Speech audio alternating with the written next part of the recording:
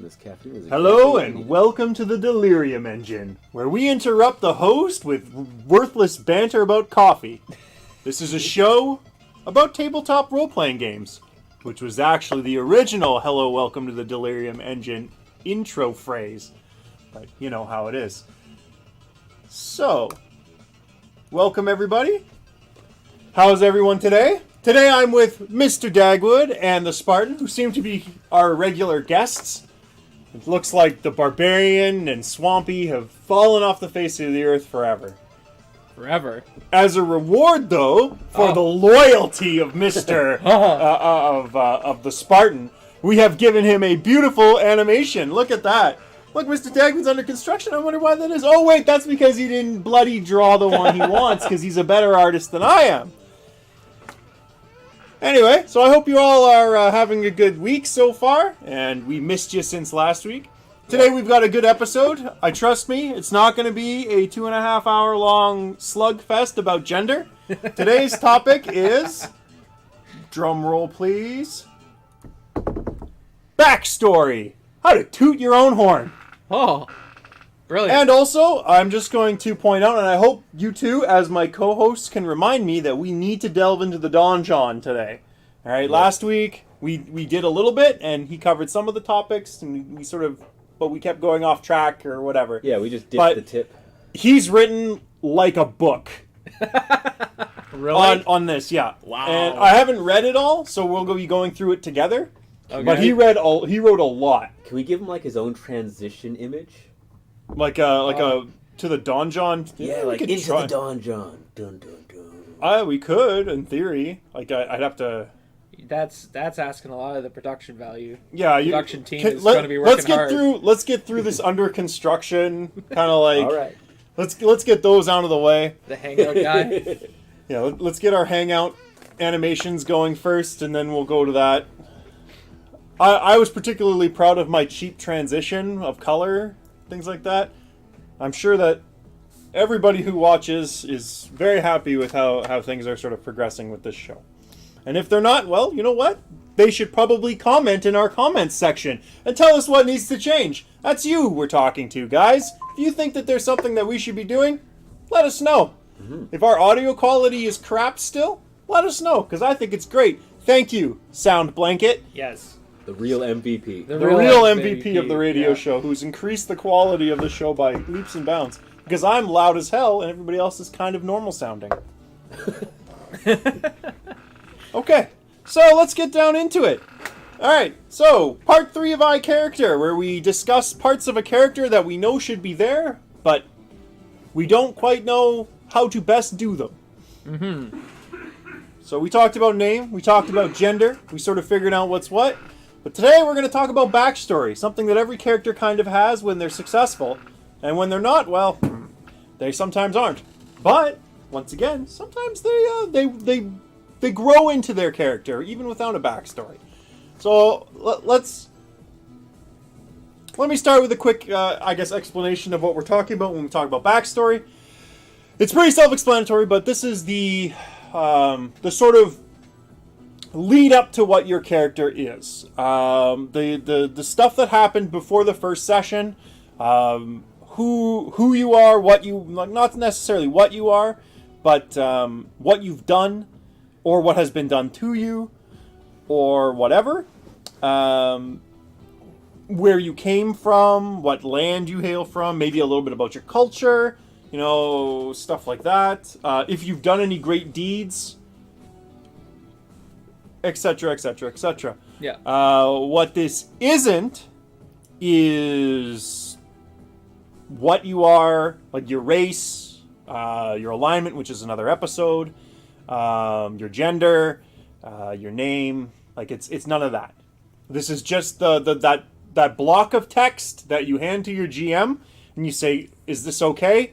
And then they regret it when they didn't read it. So, I guess we'll start with Mr. Spartan, because he's the most animated of all of us. Or of my co-hosts. I guess. I mean, you got a lot of smoke going on. Yeah, well, the smoke one is a constant stream, right? Like it's just to completely sidetrack everything. Yeah, the animation on the smoke is like it's all consistent except for the opening mouth, which is a really fast. Like I think it's like 125 milliseconds compared to everything else is 250. And yours is your standstill animation is like 5 seconds, and then the wiggle, the back and forth wiggle of like I'm kind of bored just standing here with a sword. Yeah, those are like 25 milliseconds or something each, or not 25 milliseconds, 250 milliseconds or something. Like a pretty standard amount of time. The more you know. Yeah. Oh, and I think your middle wobble. Like, I think the wobble on the way forward and on the way back are longer than the one in the middle when you're doing the wiggle. So, like, you hold on your toes and on your heel longer than you would in the center when you're doing the wiggle. I see. Makes sense. Yeah, by like, I think that's like 500 milliseconds rather than 250. Animations were done using GIMP. It's a free image editing software. I completely recommend it. Docs GIMP.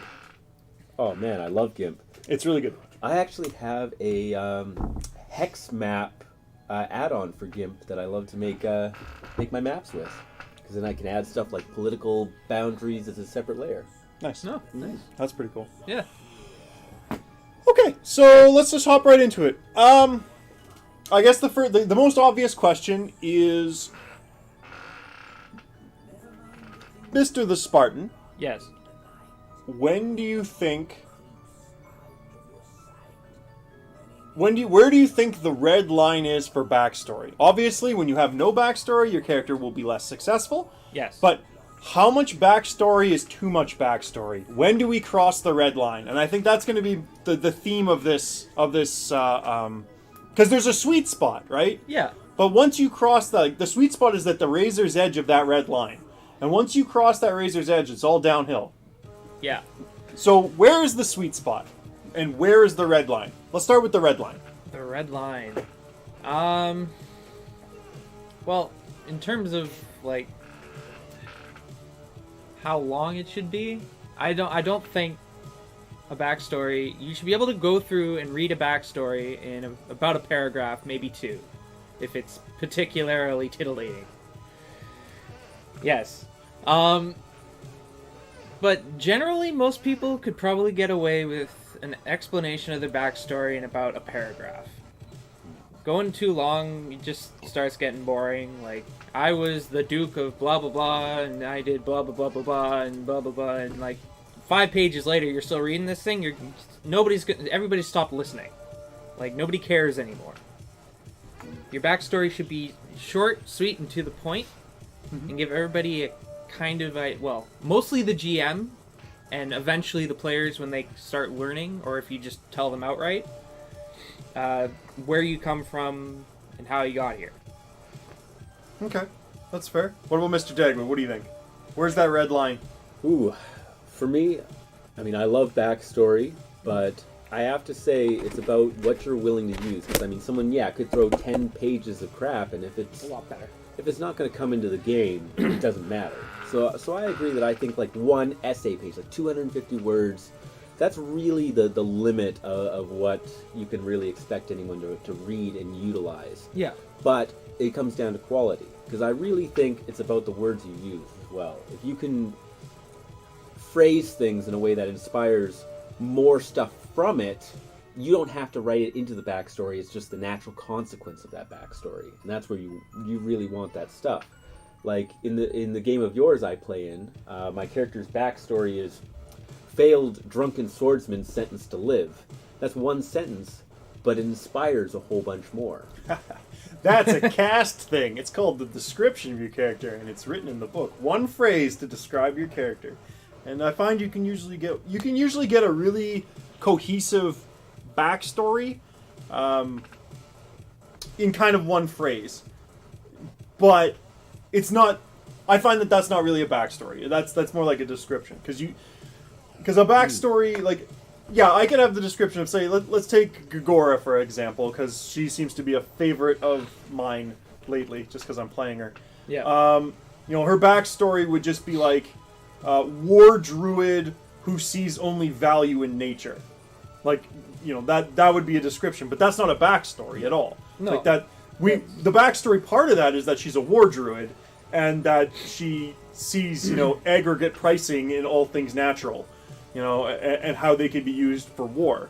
But that's not an indicator of what she's done, or where she came from.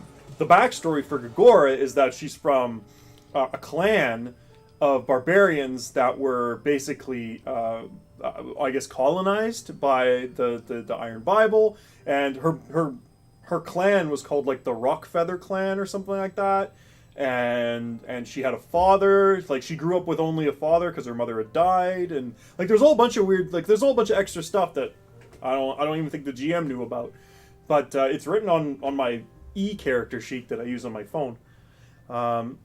Shout out to Squire, which is an excellent Android app for characters. It takes a little bit of work, but it's better than I think any of the other ones. I actually paid the $1.50 or whatever for it to get the extra features. It was pretty worthwhile. But anyway, Might look into it. but yeah, like all the backstory is not really relevant, but it does create a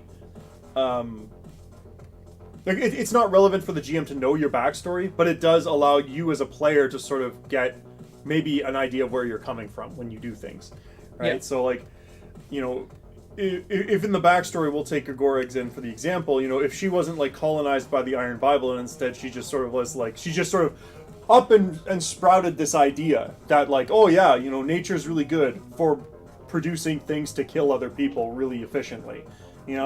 She would have a much different character than basically she was indoctrinated into some other culture's religion, and basically, was taught in these religious schools, and went out after basically getting an education. She'd be great at StarCraft. Yeah, actually, she would be an excellent StarCraft player.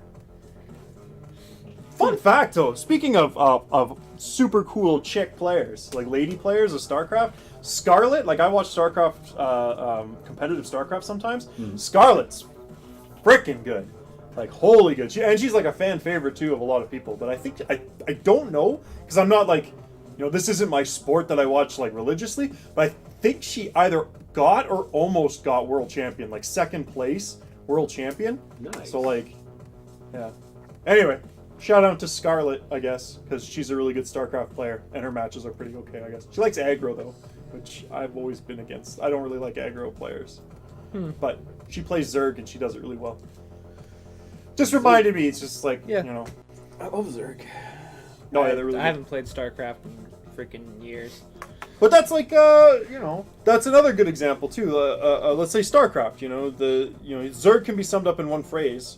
There's an infecting alien host of monsters, but like they have a whole backstory. Yeah. Involving the Overmind and the Cerebrits, and like Even if before you that- open the old StarCraft handbook, you get a whole I love backstory, it. pages and pages of backstory for the whole Zerg. Yeah, they were host. meant to be like purity of body and Yeah, they got all sorts of weird stuff, and they were like and as the games have gone on, they've got more and more backstory. And I suspect a lot of them have sort of crossed the red line at some point. Like StarCraft's lore is a little bit. It's starting to get a bit too high fantasy. Yeah. Well, once you start getting into this like weird, like Stargate style, like super godlike alien races, and like basically evil liches coming, like evil wizards coming back to life. Like it's essentially what it is. There's like a super psychic death alien that they're trying to stop from being resurrected. oh yeah, because he's trying to merge. Amon, I think, is his Yeah. name or something. He's basically the Lich King. He wants to wipe out life. Oh, jeez. and- Okay. Yeah. Like he's not actually the Lich King, but it's becoming a fantasy game, right? Like it's less about all of these warring factions fighting each other, and more about stopping God from re-resurrecting and uniting all the races and killing everybody. Oh, jeez. Because he'll do that. Like the Terrans are the outliers, like they're not, but he'll manipulate the Terrans to merge the Protoss and the Zerg together into one super force, like Super Psychic Death Squad. Yeah. And the Terrans will just become part of that because the Terrans have all the good tech. Like And the psychic fast tech. the fast and efficient tech rather than the crazy futuristic expensive shit that the Protoss are supposedly using. Yeah. Yep. Yep. And the numbers, because I suspect Protoss don't breed like the frickin' rabbits that humans do. Well, no, because that's why they bother making the zealots and the dragoons. Is that in the end it's like, oh, you're dead, but you're too valuable to remain dead. So cyborg. Yeah, back in the back in the coffin. Yeah, your living coffin. Don't worry, you'll keep fighting. Anyway, but that's an example, I think, of backstory going too far, right? And maybe that's where we can start looking where they go wrong. Like maybe when your backstory follows a theme, in StarCraft's case, it followed a certain sort of like idea, and I know even StarCraft 1, I think, had the like Amon and maybe not Amon specifically, but it had like that alien race of like super guys that died, and then they made the Zerg, because the Zerg are supposed to be genetically engineered. Yeah, like they're not a real race, but but now it turns out they were, because I guess in StarCraft 2 it turns out that there was like natural Zerg. Yeah, but they were just little larvae parasites. I don't know. There's kind of not anymore. no. What? They changed that? Yeah. Well, Okay, if you play the StarCraft 2 if your storyline. backstory starts retconning itself, you've gone too far. Well, that's the nature of sequels and stuff, right? But like, stick to a theme is the idea. It's like, keep your backstory poignant and focused, I think, would be the thing. Like, don't get too far. One of the things I see often with at least new players and even people who like writing fanfic is you start getting these weirdly tragic stories that are almost hard to read. Yeah. Like, the classic example would be something like, and this usually comes with, I love being such a misogynist, but it's usually with female players who want to write a really edgy backstory, and so that they write their beautiful fan fiction about how they were raped and how they were like, how they were victims of abuse, or how they were this, that, and the other thing, and like the whole backstory is just this fucking violin song of just terror. And it's like, and now we're gonna go adventuring and save the village. It's what? What character did you just write here? Because this sounds like someone who needs to be in a mental institution because they're a victim of abuse, not somebody who's. But anyway, like, don't get your backstory doesn't need to be something that's hard to read. We don't need to read in depth about, what kind of cruel tortures, you've experienced out of game. What breakfast you had on your 13th birthday. That would work too. That's another one too, right? That's cool. Your first. We don't need to read about your first kiss unless it was like something that's really, really substantive to what you are right now. Yes. That's actually how I feel about backstory, is that you only really need two elements to it. You need your anchor and you need your galvanizing moment. You need to have your anchor of where your character fits into the world, but you also need that galvanizing incident that explains why this person became an adventurer. It doesn't matter if you're a normal person or some half-dragon Goliath freak or some whatever. It doesn't matter whether your character is normal or strange or bizarre, but something caused them to become an adventurer. What are you talking about as an anchor? What's an anchor? An anchor meaning something that actually explains where your character came from in the world, where they fit in before they became an adventurer. Oh, okay. So you stick them to the setting, like it's like I belong in the setting because of this, like, and then say what took you from that, and said now you're a murder hobo. Okay, so like, say I wanted to put Gagora into a setting, and it's like, yeah, she belongs to a tribe. Yes. So in your setting, I'm going to put her on these mountains here where all these tribes of barbarian-y people live. Yes. And then I'm also going to put in the Iron Bible, and I'm going to say that they have now colonies here. And the GM's like, okay, that's sketchy, but sure. And so, like, that's my anchor. And so my galvanizing moment would be like, I am trained from birth for war. Now I'm going out to make war happen. Well, yeah, that's exactly the thing. Is it doesn't have to be like, oh, my village burned down. I'm sure maybe it happens all the time. Everyone's a double orphan, right? I guess so. But it could be an internal decision. Your character, maybe something terrible happened, maybe something didn't. Maybe they made the decision themselves to go adventuring, or maybe it was some outside influence that gave them no other reasonable choice. But the truth is, at the end of the day, something changed their mind from a normal life, because they were living a normal life. even if you were a pickpocket, even if you were some half genie Gensai from the elemental plane of air, something changed your life, whether it was you or something else. And I think that's the important part. Because adventurers are goobers. But yeah, the idea that your character, like we've said it all, sort of, we've implied it or said it overtly in all of these shows that we've done, is that your character is a book. It's like a story that you're telling. Yeah. So your backstory needs to be your setting pre-adventure.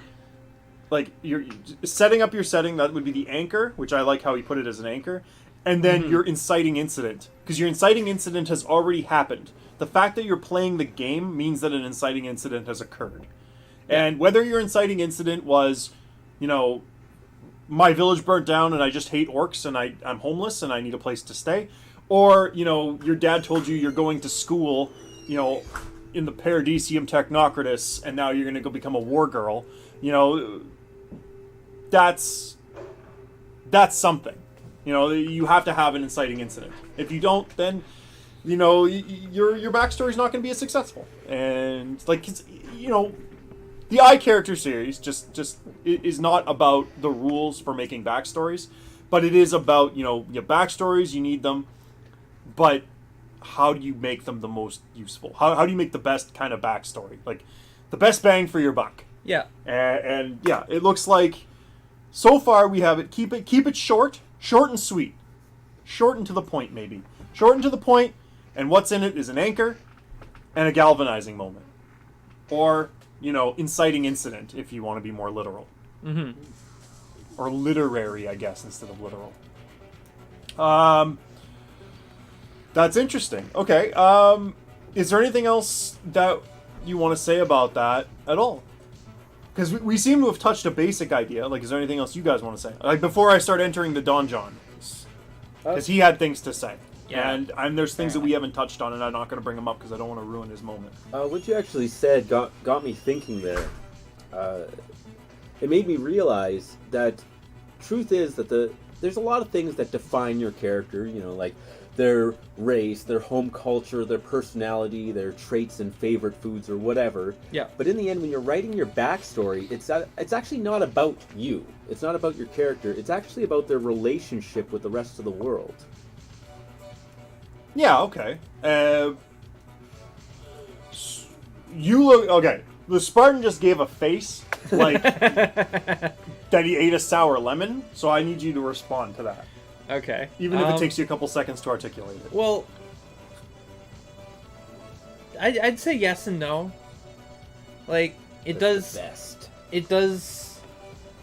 It should focus at least partly on how you relate to the world. But it is about you. Well, Like, you don't make a backstory about somebody else and then run in with your character. Yes, but wouldn't you say that the best parts of a backstory are how either you affected the world or how the world affected you? Well, yeah, but that still relates to you. Well, yes, but that's the relationship, that's the focus. I mean, if I just turned around and said, well, my backstory was, I really like to eat tarts. Okay. It's just a floating idea. It Yeah. means nothing if it's not connected to the setting or other characters or something like that. But if I said, I love to eat tarts with my brother, this other player, suddenly it would be a little bit richer. Okay. And we're... Yeah. And you it can makes lead sense. that backstory into a goal as well. Yeah.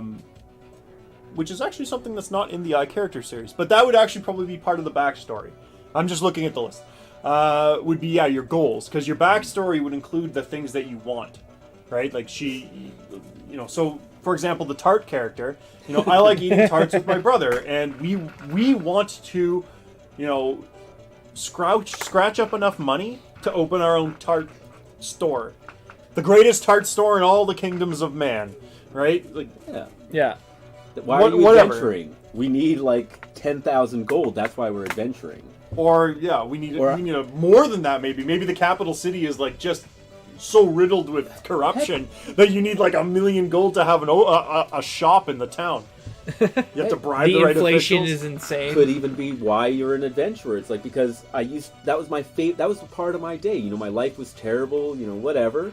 woe is me, but the highlight was eating tarts with my brother, and then he went missing for years. He got kidnapped by hobgoblins, but he came back, and he's an adventurer, and that's why I'm going with him.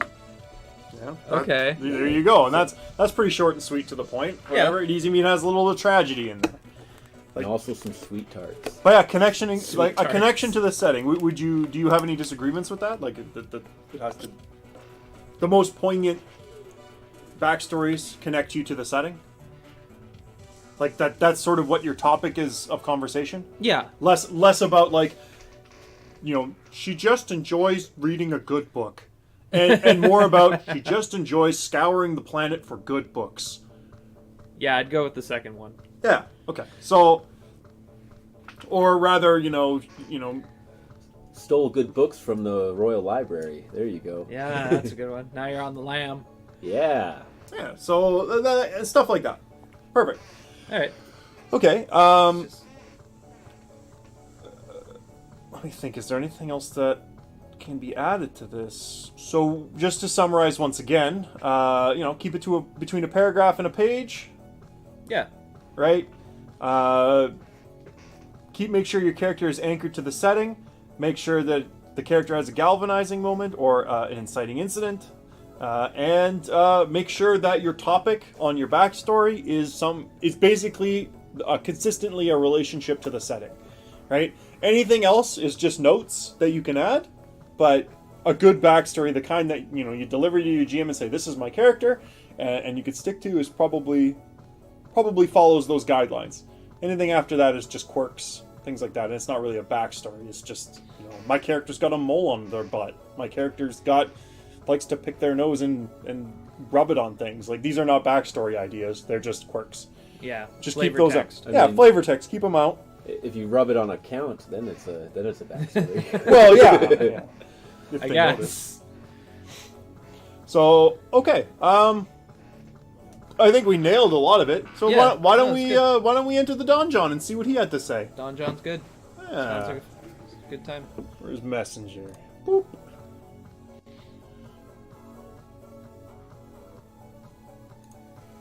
Like I said, Here we go. it's a wall. Oh, that is wow. a wall. Backstory. Okay, so from what I remember, and he wrote a lot, right? And he knows he did. He's talking about something that none of us mentioned, and what it is he's talking about random backstories. Because Traveler is a system that I remember in university we played a lot, and he plays it a lot with some of the people that he likes to play with. And they have the whole system's, the biggest crutch of that system is it has a random backstory generator.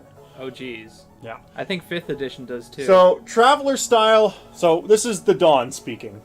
Traveler style prior history is a can of worms there. Some people fall out on a 1 roll and they're 22 starting the campaign with squat. Once I rolled so well, I was 45-year-old retired space admiral with his own ship, a wad of cash, and could basically make up 20 years of contacts on the fly for situations.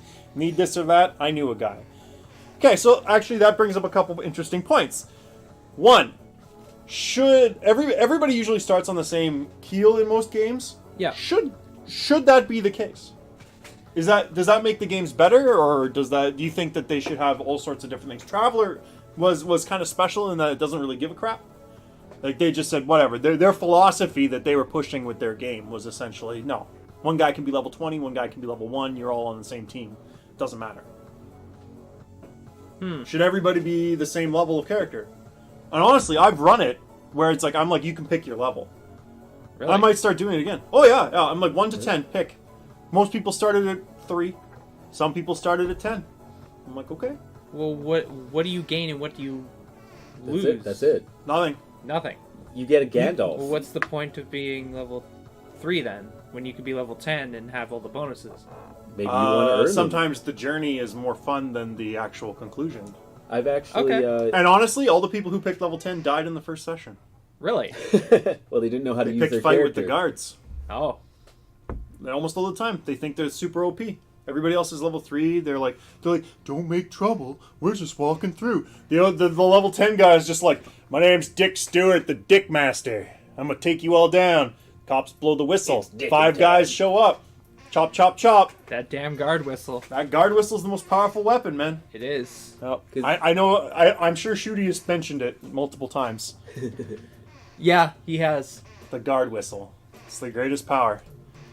Uh, I know myself. I don't really care about the players having to be on even keel, because at the end of the day, everyone's bringing what they have to the team, and that's just being a good player. It doesn't, like, if you were playing a game and somebody was level 10 and other people were level 3, you would expect that the level 10 person's not going to go out and just TPK the party to loot them of their minor valuables Well, no. and move on, but right? I could see that running into issues, though. You'd think so, but I 'Cause- actually ran a game to test it out where I let people roll dice for what level they were going to be.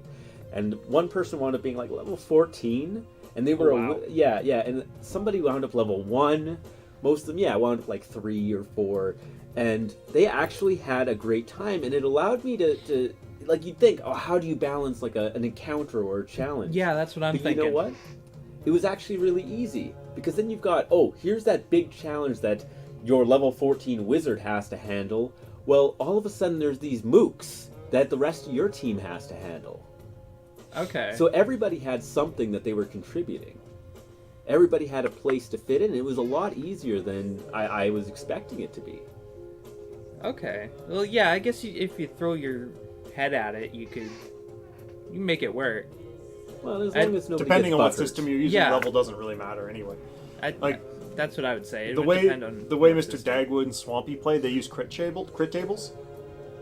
Okay. And so level 1s can tear the crap out of a level 20 if they roll a 20. There's always a 5% chance with every attack that's against you that you're going to get hit and take grievous wounds. Okay. Like, it's Combat's and they dangerous. don't confirm crits like in Pathfinder and D&D 3rd or anything either. So Yeah. it's like that 20 is rolled, you are in the shit. And every attack that you make with your extra attacks and all those bonus things, every time you roll a 1, you might just stab yourself and die. I'm actually waiting for it to happen where someone stabs themselves and crits themselves. I hate that. That's stupid to me. Like It's never happened yet. I got Swampy to change his crit table. I Like have he had- had to update it because I'm like, your crit table's dumb. Like it's too. I much. did have somebody crit a friend. I've had that happen, and they were so mad. They're like, "You do that again, I'm going to kill your character." Critical fumbles shouldn't make you want to not roll dice. Like No. I don't want to attack because I might critical fumble and die. No, you know, Yeah. Like it's you shouldn't and- die and the because risk you rolled a 1. if your critical fumble tables are too high, the risk becomes too high. But anyway, back on topic. So this actually brings to mind another concept. Say you have a level 10 guy and say you have a level 1 guy. Should their backstories be the same? Oh, absolutely not. Okay. No. Okay. So then, would the threshold for the length of the backstory go up as the character's power goes up? No, I don't No. think so. I think it should be about the severity of it, because you want to say, what's the most relevant event? Oh my god, that was a cute kitty. Because, yeah, if your guy's some level 10, it's like, oh, She tried. remember, what's their galvanizing moment? It's like, oh, they were enslaved by an aboleth, you know, and managed to fight their way to freedom. That's cool, Whereas if someone's level 1, fighting freedom from a goblin would be an equivalent challenge, right? Yeah. And just as worthy. So I think you don't have to add length. You can just up the stakes, right? Yeah. Yeah, a 10th level character doesn't need a giant list of all of their feats of prowess or whatever that earn them all 10 levels. They can just say that they went on adventures or whatever.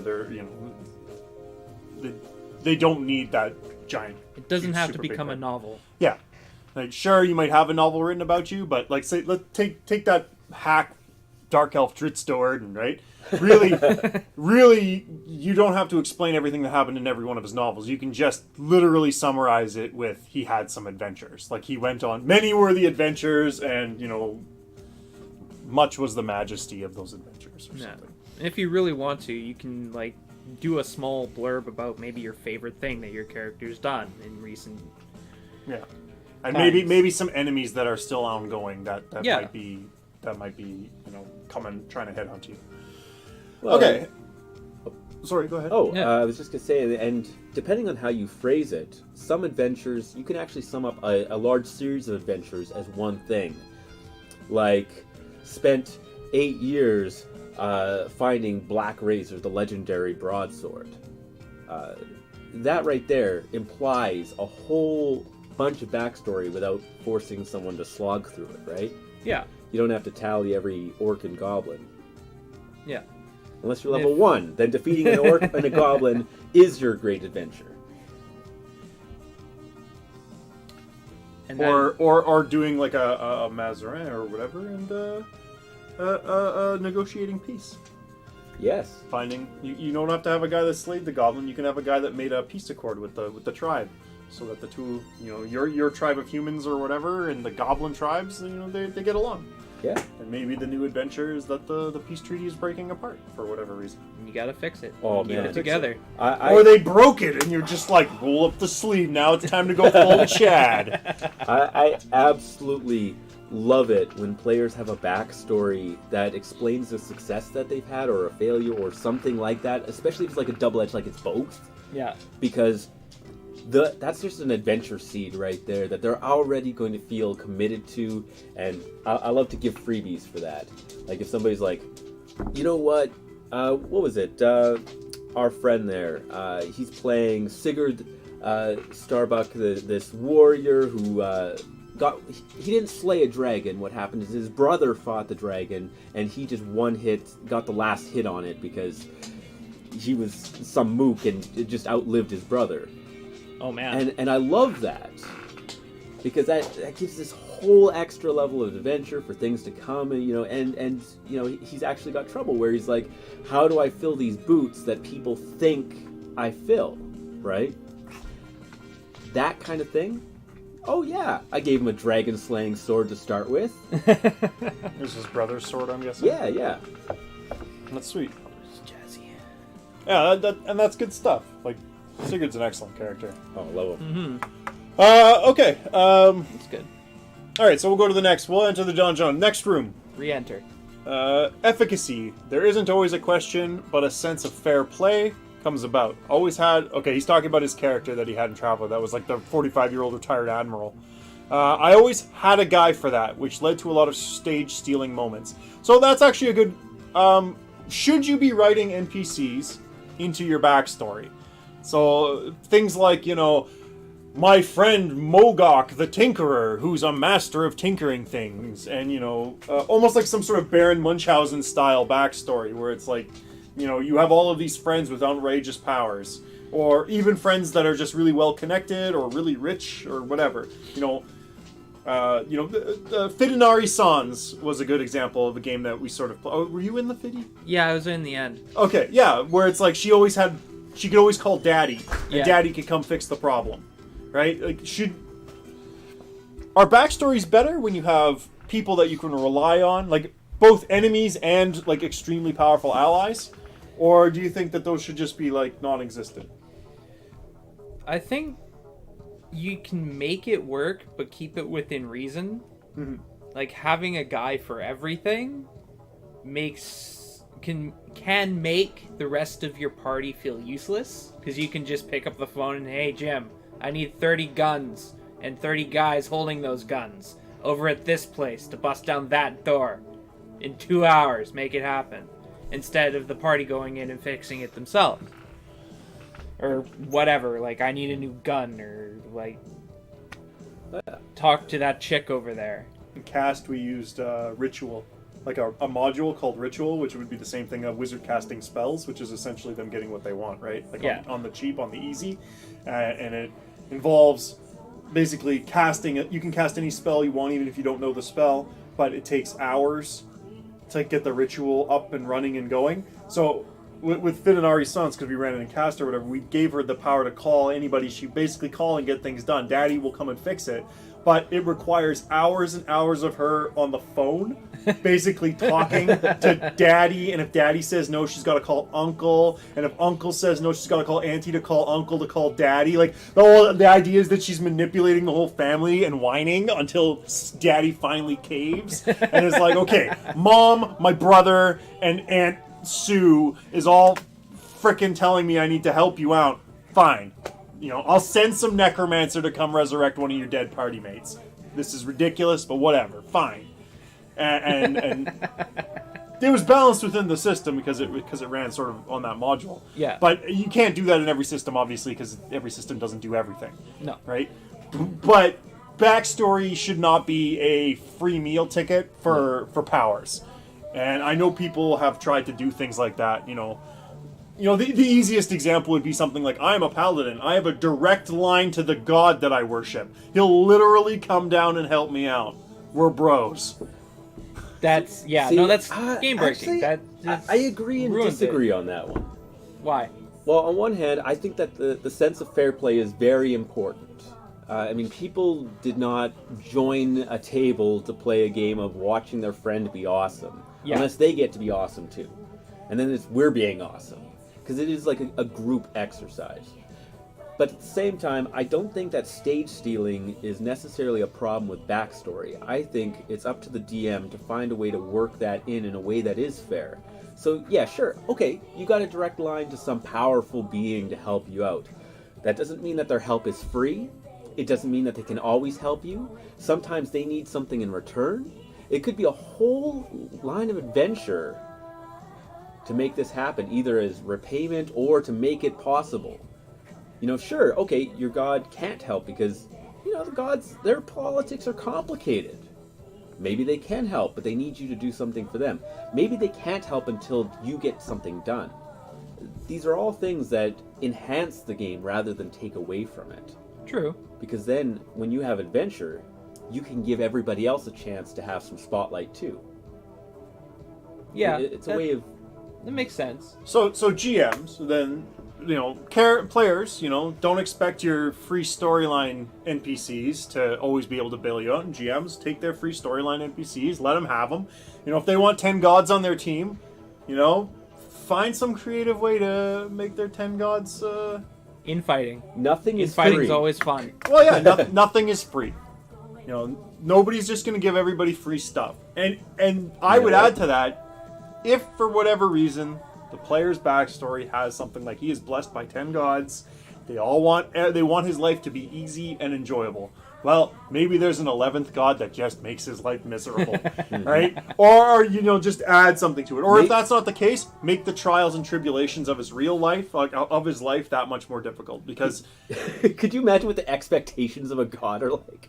Yeah, times up by 10. Yeah. Jeez, that'd be nuts. yeah. But that would be your character, right? You've got all these people favoring you. You're the chosen one of 10 gods. Maybe, your level 1 character should be fighting something a little bit more powerful than the couple goblins.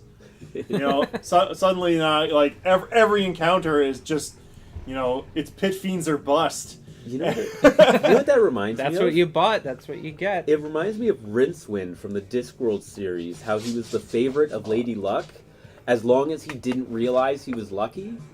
She loved him because he didn't rely on her. Yeah. And if he ever did, she would immediately lose interest. That's what that reminds me of. Yeah. But That could be I fun, actually think yeah. a good example is Sigurd Starbuck. He got a dragon slaying sword, but that dragon is now a Dracolich. Yeah. Yeah. So that's a perfect example. So I think we would disagree with the Dawn here, where it's like, had a guy for that in stage stealing, because as long as your GM is throwing the proper speed bumps in the way for all of these, quote, stage stealing moments, there shouldn't be any stage stealing moments. You can't just call a guy to aerial bombard something. Everything should have a cost. Yeah, just put a cost in it, and that's your job as a GM, is to figure out what the costs are going to be. Yeah. So who cares what their backstory is? Like, they can't cheat their backstory uber powers. Unless they're A, cheating, period, like breaking the game, or B, I don't know, you're letting it happen because you're saying you don't have a creative way of dealing with their backstory. Okay, next room. Backstory ideas, in my opinion, are the stuff that motivation is made from. What in your backstory is actually driving your character. So we sort of touched on that, like the anchor and the inciting incident. Yeah. But yeah, make sure that that story has a vector towards your goals. And we touched on that already, too. We were saying your backstory should have your goals in it. So I would agree with the Dawn here. Oh, 100%. Next room, okay. Okay, that's an empty room. Next room after that, okay, empty room. Next room, okay. Note on character as a whole. Taking your rainbow analogy from the gender piece, and that both name and gender haven't been seen as incredibly important. Alright, maybe, just maybe, it's not about red being special or blue being special. Any on their own becomes it's just red or it's just blue. And they're no big deal. Once they're all together, once they merge to form a character, then that rainbow as a whole entity becomes more than simply the sum of its parts. Okay, so he's talking about everything on a whole, Yeah. right? Like, obviously he is, because we just read it. I can see that, because, you want these pieces to interact in such a way that they produce implications. Yeah, you want to make something that has value, more than just Jim the Baker. Thanks, Swampy Ringtone. Jeez. Yeah, that is... I'd go with that completely. Okay. Yeah, and I think that's part of the theme of this. The I character series. Is just like, your character can exist with none of those. He can literally be stats on a page, and if you play them right, it'll be fine. Yeah. Right? You can have none of the things. So you can have a half filled out character sheet, and you can play a good character. It's possible, but a great character will have all of them, and it will have all of them, and it will be a shining. Like, you will have a character that you can play well. That you have a lot of things to back onto. You won't be just a nameless face that you have to fill in the blanks as you go. Yeah. It's like the difference between a pile of metal and a clock. But eventually you're going to have to fill in the blanks, so the blanks are going to get filled in for you. If you don't put an alignment in, your actions will produce an alignment for you. The feeling of your character, if you don't produce it before the game, when you play it, you'll produce it. And it might just be bland garbage. Your motivation's going to exist after the first few sessions. Or you'll have no motivation, and you just won't be playing the game after a few sessions. The weapon of choice is the same way. You're going to find a way to act. Backstory, after a few sessions, you've got one, because you did something. You're going to have a gender, because you're a thing on the planet, and, your character's going to have a name, because somebody needs something to call you. So even if you don't make your own name, someone's going to give it to you. So all of these things will fill themselves out, even if you didn't fill them out for you. But the question is, how do you make the character you want most effectively? Yeah. With these tools that you will always get. Get it right the first time, right? Yeah, that's right. I'd say that's a pretty crap way of making a character. Just having everyone else fill in your... Yeah, well, it's going to be a for trash you. character, but, you might be if you role play it right and you roll with all the punches, you might be a real memorable, excellent character, but I think you'll have gotten lucky. Yeah. Or you're just that good. I know I can do it. Shines his knuckle. Or your other players might be helping you out. That's right. Or, they might be crutching you. Alright, next room break. Wow, a lot of empty rooms. Oh, jeez. Next room, backstory note. A successful backstory is one that helps define a character. It shows where they were, to explain where they're going now. The ability to dip into backstory with a would my character have a contact for this or similar question followed by the GM asking for an appropriate role. Okay, so yeah, your backstory should determine your motivation, and we already talked a lot about having people or resources from your backstory. And yeah, that might be a thing. The GM might have to roll for it. Be like, can you get a hold of Vino? Uncle Bino? Does he have a thing for this? Yeah. Backstory note. Next. Level appropriate. Like, name you can't be level 1 with 0 XP and say you've slain dragons and demigods. Start at level 2 or 3, and you may have had a master trainer or any class. Using a person as a resource should be limited, though. Maybe a trip for supplies or advice or something, but not a constant go-to.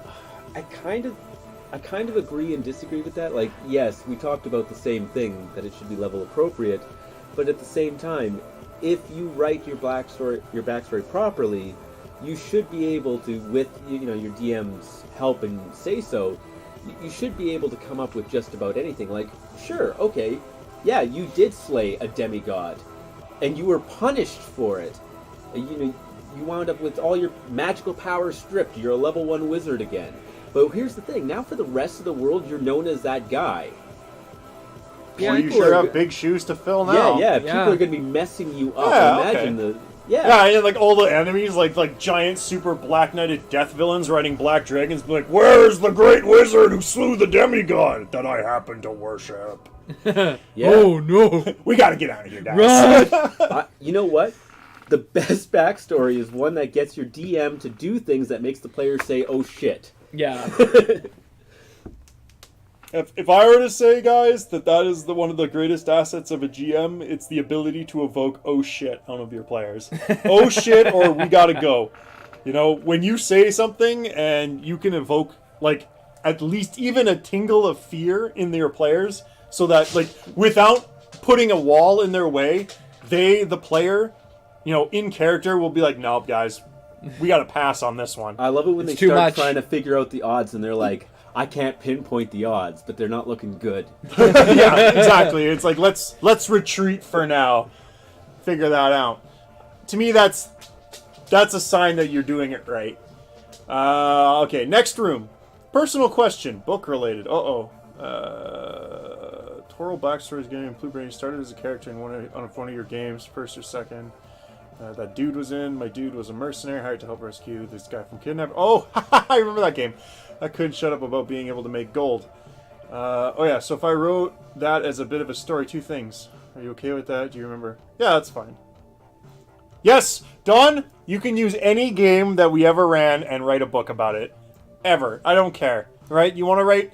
The only thing I don't want you doing is stealing specifically, like, major things in my settings. So, you know, let's not steal... Unless you're going to put it in that setting, in which case all thumbs up to you. But, yeah.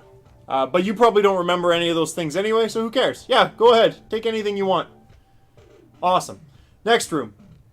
I remember he was held as a captive. There's a cave, I think. Oh, he's still talking about that. Then back to the tavern. Okay, that's fine. You may need to screenshot or write down backstory points for the Donjon. Me sending him the Discord link. P.S. There's a cast Discord for people who care. You putting a link in that? Nope. No? Nope. Oh. It's not up and running yet. When I get enough time to change the website, it will be on the website. You Okay. can just click the website for the link. But it exists. There you go. It's basically just going to be a hub for people who want to run cast games. What he mentions about Traveler there, but when he brings it up again, that actually reminded me of the last session I ran.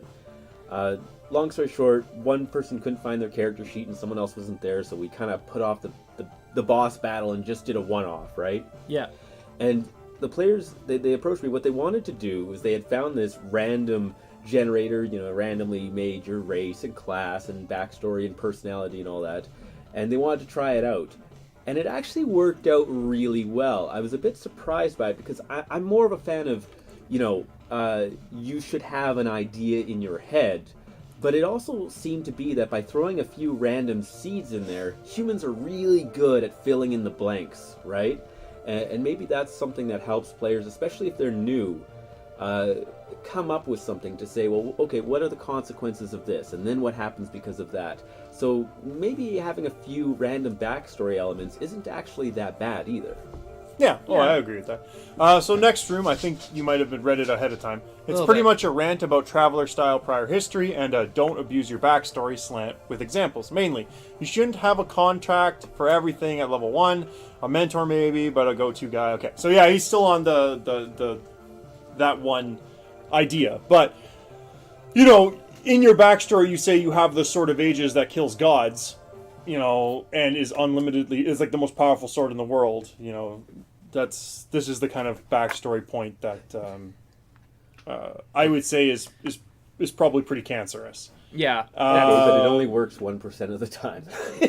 Or whatever, yeah, who Yeah, knows. yeah. But then that's the GM basically...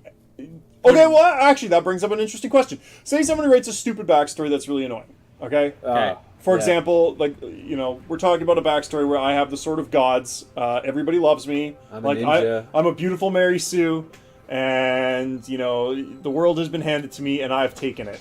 You know, that's my backstory. Ooh. Let's start the game. Should the GM retcon the backstory or add things to it, or like add a few choice sentences, little arrows in the sentences, you know, things like that? I gotta say, I don't think backstory is sacred. at the end of the day, I think that there are some situations where the DM has to use the same leverage that they would say, no, okay, for example, you have the right as DM to say, these books are not allowed, or, you know, none of these classes because of the setting or whatever. I think the same thing applies to backstory elements, that sometimes, just sometimes, you have to look at somebody and say, your character is completely freaking delusional. Yeah, that's making God is not something you should be doing with your backstory, and I think a good GM would probably smack you over the head for that. I do think also that a little good bit. player would know Well, where yeah, to find but balance. You get some freaking chode who comes in here and wants to toot his own horn all the time. You know, he's gonna try and pull something like that. Yeah, that would be So- ridiculous. I think that would be a misbehavior on the part of the player. That honestly, you're trying to make a story. You should be trying to flow a little bit to see where you can fit and settle. But yeah, sometimes yes, backstories are just bad. Sometimes they just are. So I'll just let me throw my opinion in here. Yeah. No matter how stupid your backstory is, I say, if everybody's written a regular, like, let's say, like, everybody's written, like, a plain Jane D&D backstory. You know, I am the wizard, trained in the wizard school, etc., etc., etc. Yeah. And somebody comes in and says, I've got the sort of all god-killing, slaying super weapon. It's basically a Holocaust in a blade. And I'm favored by 10 gods, etc., etc., etc. Like, the whole kit, right? I say let him have it. I'm the beautiful Well, prince. or I say, ask the other players first. It's like, are you okay with this? Is this the game you all want to play? Because this backstory changes everything. Like, this is not, you guys are all a fun D&D party. No, you are all helping whatever horrible life this guy's gonna live. Right? Because Like, if this falls he into the has wrong all of hands, these things. He's got the +10 Vorpal Death Touch Mega Super Weapon that can kill everything in one hit almost. And favored of 10 gods. And you're his friends. Because this is the pregame, and I'm making it that you all have to be friends with this guy, at least in some fashion. Yeah. Or connected to him, even if you're just hanging on because you want the weapon. But is this okay? And if they say yes, then fine. Let him have it. Let him have it all. Like, we've had games. I've run a game with one guy, and he had just finished watching Death Note, which is like an anime. Yeah. And he was like, you know what would be interesting? A D&D game where you guys had like some artifact. Like, the artifact wasn't like some weapon or anything. It just did a thing. And he gave us a coin that if we added it to any deal, the deal had to be taken. that's pretty cool. Wouldn't you lose the coin then? It always comes back. Oh. You do the deal and the coin disappears out of their hand and it comes back to yours. It's your coin. Right? So, you do the deal and you get the thing. So we had it. Okay. And the game actually was kind of interesting. Because it took a different direction, obviously, than what a normal sort of D&D... Like, you know, like money's not a challenge. yeah, nothing was... Like, money was not a challenge in any way in that. So the game changed. Yeah. And I think we ended up trying to start a bank, and like, things started happening that was very interesting. So in this case, with, like, retarded backstory, tilted to the nines character, The super you can coin. make it work. It's just more challenging. For the GM, it would be more challenging. Yeah. You And- have to make it so that everybody gets a shot. But as long as, like, and I know it's super not an coin. argument, but in this particular case, this is one of those things where it's like, your backstory is affecting the game that every other player is going to be playing. Yeah. Have a vote, or just ask if any other player is just like, no, I'll just quit if this is the backstory that we're allowed to have, like, if we're having it. Then you say no. But if your players are okay with it, let them have it. I don't see a problem. There's an OP character with OP crap just means that the story is gonna be OP. Like, it just means you're gonna have a cool story, Yeah. or you'll have something different. Yeah. Lord of the Rings. There you go. It's the same, like, the old rules for players and rules for... I think it was rules for players. There's no such thing as an OP character because there's only a tale of two narratives. And one narrative is your character is strong, and the other narrative is everybody understands that strength and has used it to their advantage. So, you could always just change the whole world. You're favored by 10 gods? Well, There's a lot of people who are favored by the 10 gods. There's a whole cult of people who are favored by the 10 gods. You know, Jeez. well, who knows? Or maybe it's like, you know, you've Maybe just they're changed. the gods of madness. Or maybe you've changed Yeah, your yeah. setting around where it's like, yeah, you're favored by 10 gods. There are 100, and the winner is the one who gets all 100. That yeah. Okay. Yeah, Like, yeah. who knows? Like, you as the GM might just change these So things. what you're saying is with backstory, consent is important. Yeah. Right. I would probably say within- that that's the case, within reason. Within reason. Yeah. Like, if it's going to change the game for everyone else. Like, I would never expect anybody to put, like, say, the Gagora backstory up to a vote, right? If it completely obliterates the GM setting because it introduces offsetting entities into the setting, I could see where that's a problem. But like, I as the character creator would have to just change it. It would just, you know, I would change parts of the storyline to sort of to mesh and still play the same character. But other than things like that, where it's like I'm either mucking with the GM setting, which, you know, you can brook some tampering with those things, but sometimes you just don't want that. Like, sometimes you don't want the Mickey Mouse world coming in, like the Kingdom Hearts world coming into your fantasy setting, right? So you just don't want that, or it messes with the player's experience. Like, everybody else is trying to play like a plain Jane level 1 D&D game, and you want to go fight epic gods. And if everybody else is like, dude, I just want to fight goblins and start at the beginning. You know what? Let's You know. mess up some kobolds. I like survival. Every arrow counts. Yeah. Then You know, maybe do- your god slaying campaign idea isn't gonna. Yeah, let's do that. Let's do that next time, or never it again. That actually reminds me. We had talked in a previous episode about asking players if they have ideas for the campaign and the setting, and you could use that as a driving force. Probably. I don't remember any I think it was specific under the episode, rules for DMs. Okay, that was a while ago. But this would actually be a good It's opportunity. before my that- time. Before my time, in the before times, Well, 'cause, before yeah, the beautiful scenery. Yeah. if a player with their backstory wants to add entities or organizations or events, this might be a way to, throw something a little extra rich into your world there. Oh yeah, that goes without saying, in my opinion, because like you have a backstory where there's a crime. Like, I do it all the time in Swampy's games. Yeah. Like, if I want like the Albaya character that used to be on the screen all the time, you know, I'm just like, no, now there's an evil fish that steals souls and has a group of basically soulless assassins. Oh, please say it's a goldfish. No, it's one of those like it starts with an A. I can't remember. Aboleth? Aboleths, yeah. Yeah. It's an aboleth that basically steals baby souls when they're young, and then raises them up to be shadow assassins. Because 4th edition had a shadeling race, and I was like, how do you fit these into the game? Oh, Yeah. I'll build an evil religion Nice. that does it, and that religion will sometimes, you know, other organizations will be like, you've earned the favor of the Stygian Sea. I will, you know, you have been gifted me, an assassin. Use me as you will. You know, that kind of thing. And you know, Wow. it's not just all lady assassins or anything goofy like that. That just happened to be, I rolled a random die to see if it was a lady or not. And yeah, that was the thing. So I added that to Swampy's campaign setting and said that was the case. And same with like Gagora, like with your campaign setting. Whereas like now, you know, your campaign setting now has a connection, and it already did, because I think Swampy's character came from his own personal character set, like his own setting. So now there's connections. Like now it's attached to the multiverse. And so now this setting is not only attached to the multiverse via like Toril, it's attached to the multiverse via like the Acheron. Paradisium Technocritus and Acheron and all that other stuff. Like basically Bryant World. or I dox myself, but I think we already know Good job. that. Oh, we already know that. Yeah, it's whatever. Bryant World. Okay, so yeah. Does anybody have any closing statements? Because I think we've covered a lot of this. The Donjon ends. Like that's the end of the Donjon. Yep. We left. We survived.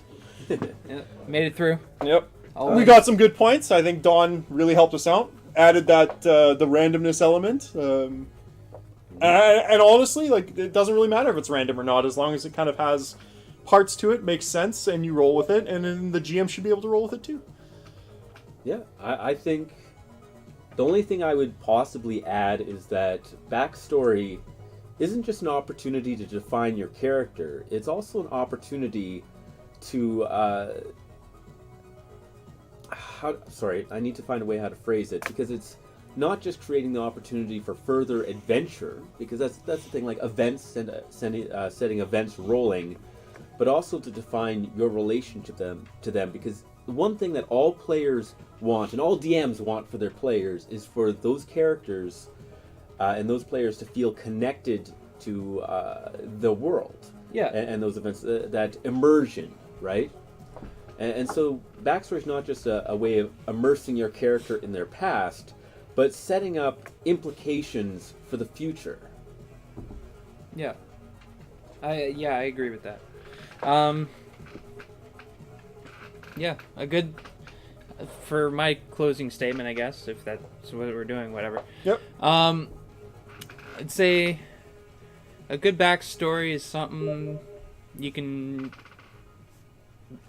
both you and the GM can use to build upon and either make the world more interesting or just make the game more interesting. It doesn't have to change the world. But don't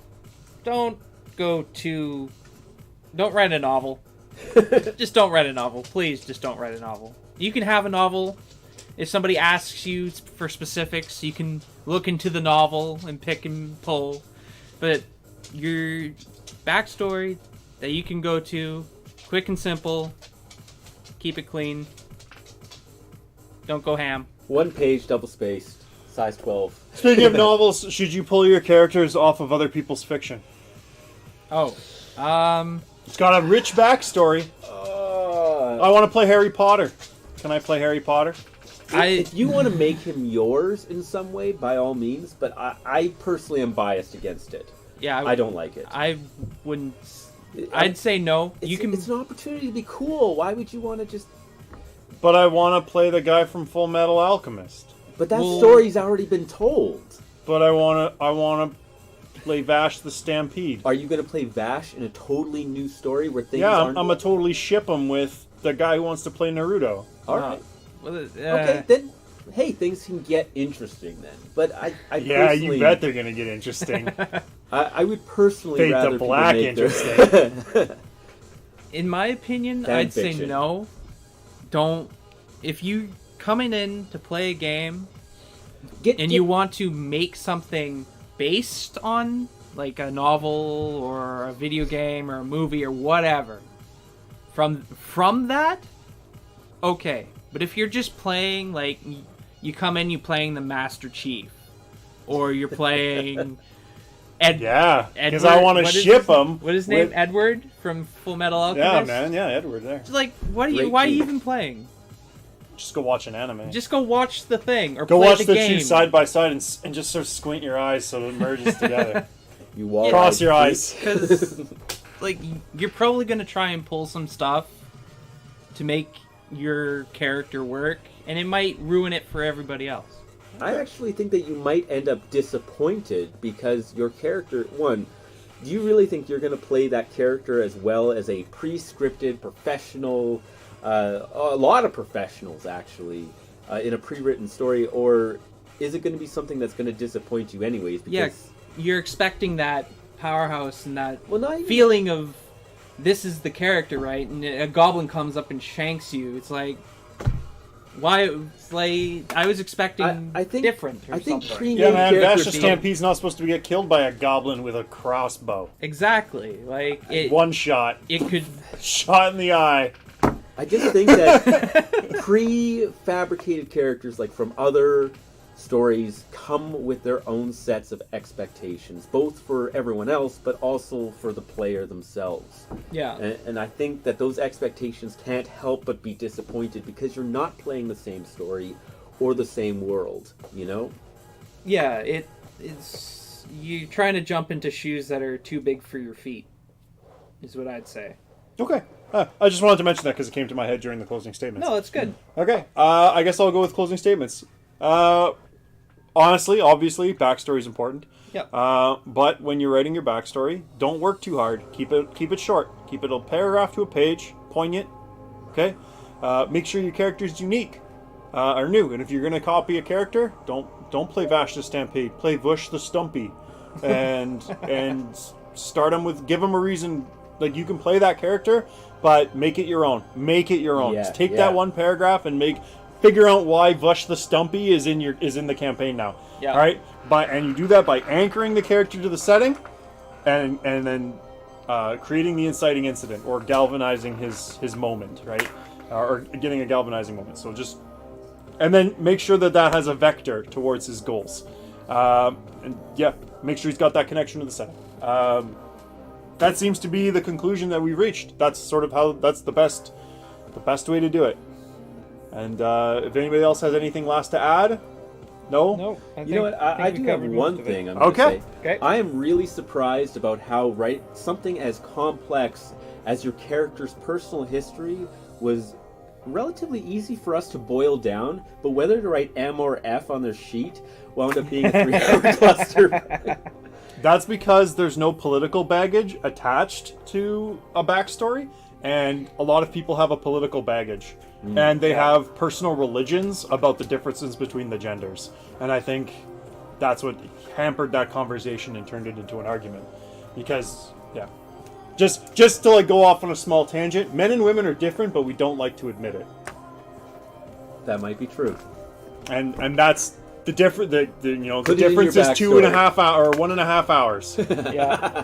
And on that note, the next episode that we will do is Weapon of Choice. Oh, yeah. If you walk without rhythm, you won't attract the worm. And yeah, that will be everything. So I hope you guys all tune in next time. I hope you liked the video. I hope you enjoyed it, so that we earn that like. You know. Yeah, I did. And if you have anything to add to the video, please add to the comments. I love reading them. There aren't very many, but shout out to Don.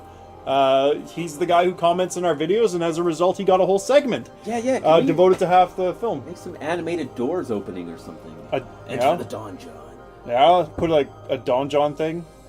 Maybe I'll change the background, like when we go into the Don John, change the background to like I don't know, some sort of theme. That might be a few episodes out. If we enter the dawn, we can just fade to black. Maybe.